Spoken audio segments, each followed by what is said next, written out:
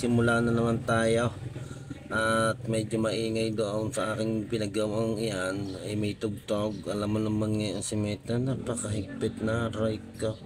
Nako, ay kahit din kahit sa lugar ako, na voice over na lang ako.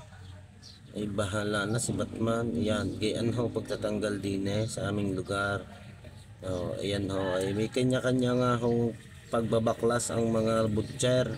Sa bawat lugar ho ay may kanya-kanya hong nasusunod na pamamaraan ng pagbaklas. Ay kami ho ay dine ganyan ho ang dalay. Lugar na tinanggal ang pata. Yan, gayon ho kami magtanggal ng pata dine. Ako lang pala. Yan. Yan ho, tinanggal. Bago tatanggalan ho natin ang taba. At yan ho, iwan na kaunti. Pasensya na kayo, medyo maingay ho din sa aking lugar at wala akong mapwestuhan na magpag-anuhan ng voice over. At ari nga ho, yan ho, ginayat-gayat ko na. Yan pa, dinig nyo naman siguro ay mga nagdadaanan. Yan ko, medyo puro yata ang aking itak. Teka, tatanggalin natin yung tawang iyan. I-kiss-kiss na kaunti. I-kiss guys. Yan guys. Diretso. Yan. Tapos tanggalin natin aring mga medyo maduming tingnan din sa karning aray. Siyempre, alisin natin yan. Hindi pwede mo iluto. Hindi naman. Kailangan siyempre maganda pa rin. Presentable ba ang karne pag dinisplay mo sa lamesa? Yan. Ay gayan ho pagtanggal ho ng pamamaraan ko ng ay sa ibaw, paitak. Pag minsan, pag madaling-madali na ho ako ay ginagamitan ko na ho ng itak yan. Pero pag hindi naman ay kaya naman ng kutsilyo. Yan, linisin ho natin yan. Kita nyo gang yung gayan paglilinis ho yan maganda tingnan para hindi burara. Ay tama ga. Yan, tanggalin ho natin yan.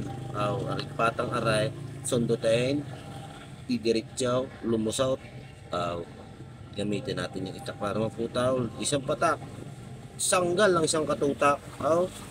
Igaling yaw, dine. At aray, inilipat ko, medyo sikip na yata.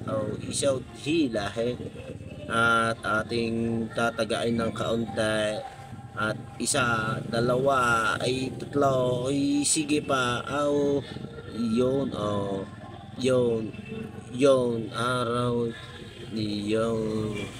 Diretso ho natin yan. At para ho matanggal ho natin yung mga anumang anik-anik na dyan ay garnong sa kutsilyo. Ay guhit naman ay matalas na hindi maintindihan di aray ay lilinisin natin. Yan, tanggal ng konting taba para naman hindi yung mga taba na yan.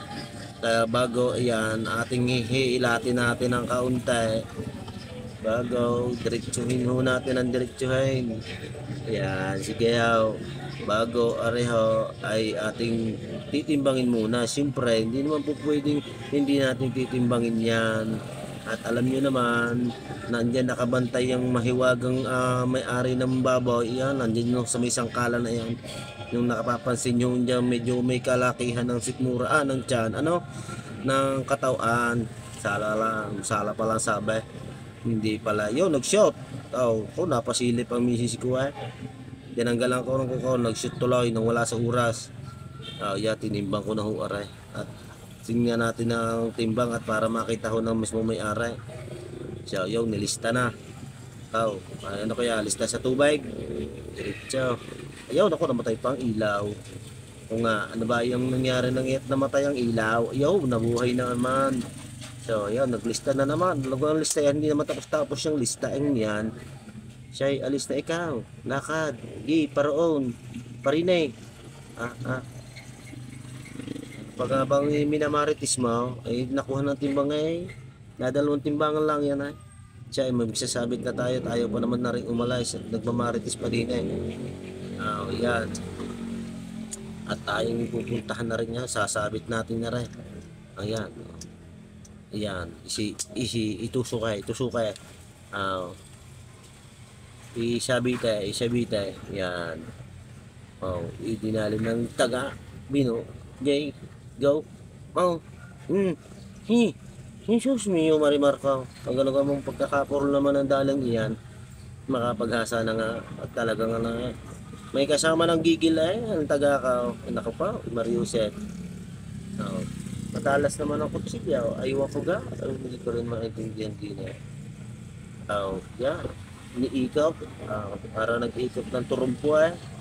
Oh, hiniwa na ulit. Diretso ang hiwa. Iyo, lagot naman na. Galing din naman. Parang tunay ay, lagot din ay. Oo. Yan, tanggal ho natin yung taba sa ibabaw para maganda pa rin tingnan ang karne. Yan, binalbag ng taba. Hindi niya at aray kakalasin natin ng isa. Sundutin natin pa, unad pa. Yan ako. Ayaw pa yata, dumiritsaw. Yun. Sige, diretso, ilalim. Sundutin yung pauna pa baba. Diretso para nagguhit ng lapis. Diretso yan. Mga say basic. Sabi nga nila, basic lang ika yan. Hindi naman yung ika na mahirap. Diretso yun natin aray porcha pat limpo eh. Ito ay sinuo. Kawan, 2, 3, 4, 5, 6, 7, 8, 9 ba pagkadami na ng taga 11, 12, 13, 14 asos palitin na ang itak kuya, hindi na yan ang aking itak yata bago nakalusot nakalabing-limang taga yata hindi ko na nabilang sunod-sunod na mahina na ang talim niyan, mahina ho sa dyan talim niyan, nababakilo ho ang talim niyan, ewan ko ba sa at itak kong yan ay yata may lahing bakla ay naku, nakikilo ng kusa siya, maraming salamat ha.